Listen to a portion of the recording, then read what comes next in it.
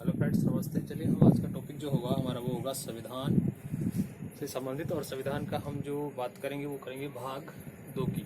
संविधान का भाग 2 मतलब पहला भाग हमने पिछले वीडियो में जो पढ़ लिया था, समझ लिया था।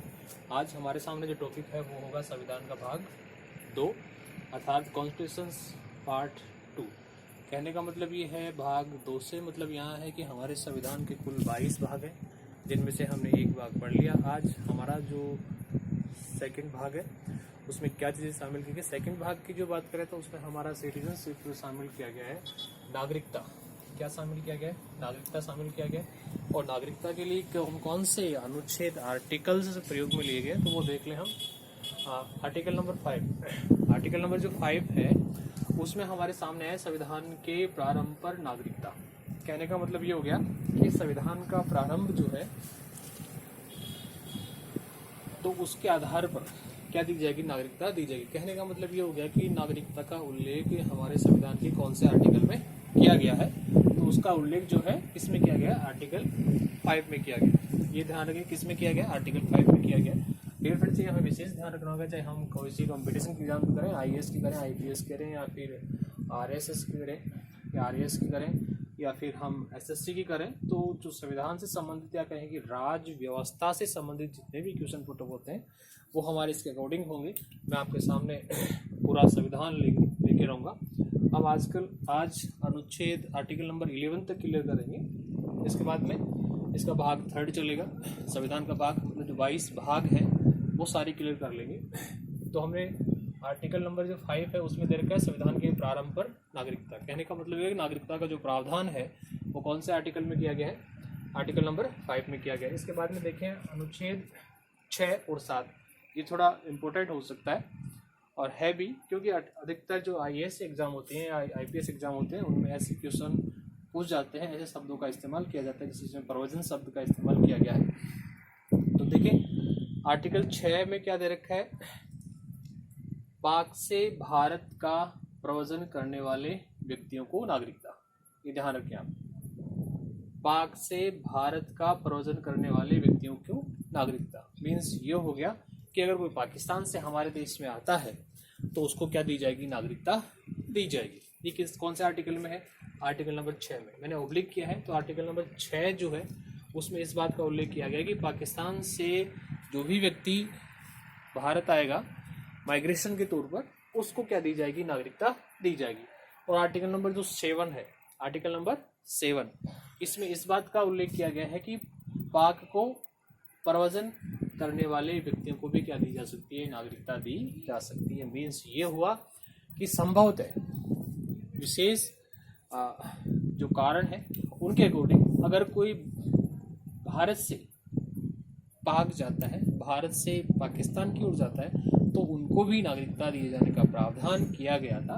वो किस में किया गया था, आर्टिकल नंबर 7 में। किस में किया गया था, आर्टिकल नंबर 7 में। इस बात का हमें विशेष ध्यान रखना होगा कि आर्टिकल नंबर 7 में तो क्या है कि भारत से पाक जाता है कोई व्यक्ति, पाकिस्तान जाता है तो उसको नागरिकता प्रावधान किया गया है, और साथ में अगर पाकिस्तान से भारत आता है प्रव्रजन के तौर पर तो उसको नागरिकता देने का प्रावधान किया गया है। दोनों क्लियर है।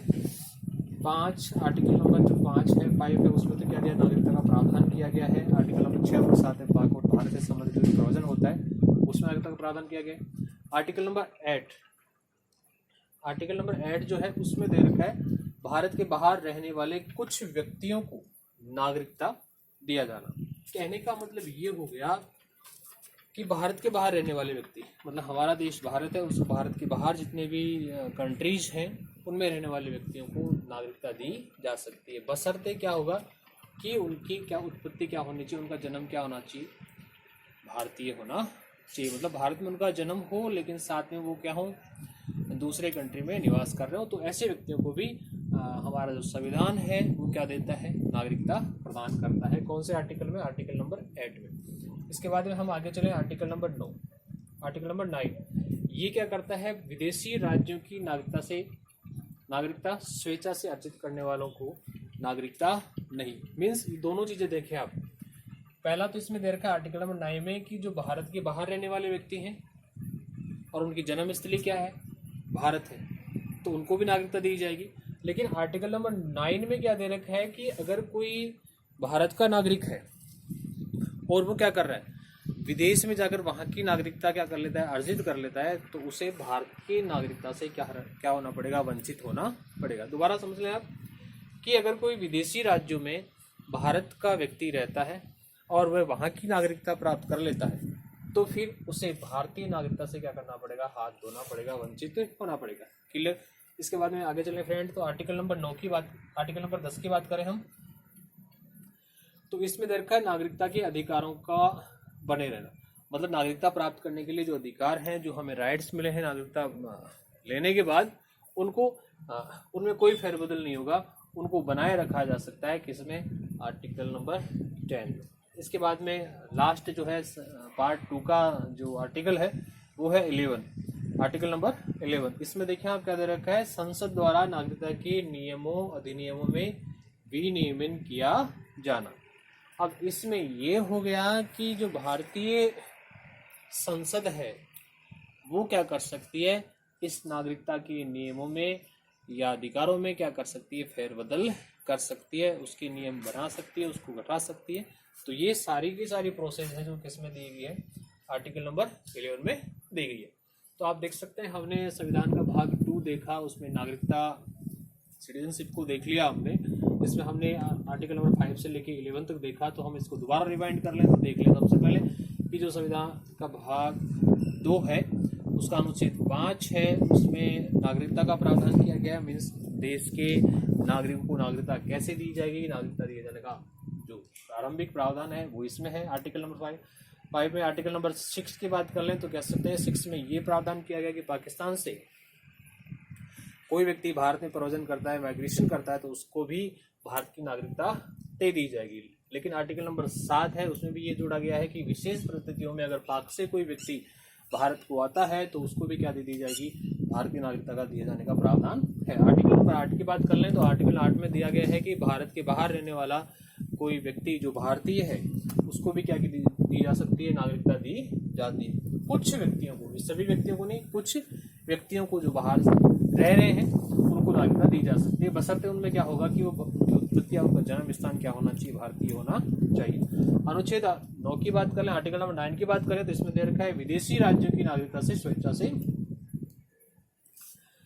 अर्जित करने वाले। कहने का मतलब ये हो गया कि आर्टिकल 9 में ये दे रखा है कि कोई व्यक्ति भारत का है और वो विदेश में रह रहा है और वहाँ की नागरिकता प्राप्त कर लेता है तो उसको भारतीय नागरिकता से क्या कर दिया जाएगा, वंचित कर दिया जाएगा। इसके बाद आर्टिकल नंबर 10 है, उसमें नागरिकता के अधिकारों की बात की गई कि नागरिकता जो अधिकार है उनको बनाए रखा जाएगा। और आर्टिकल नंबर 11 है, लास्ट है संविधान का भाग 2 का लास्ट टॉपिक, आर्टिकल नंबर 11। उसमें ये दिया गया है कि नागरिकता से संबंधित जो भी नियम है, अधिकार हैं, उनको विनियमन करने का, उनको संशोधन करने का अधिकार केवल और केवल किसके पास है, संसद के पास है।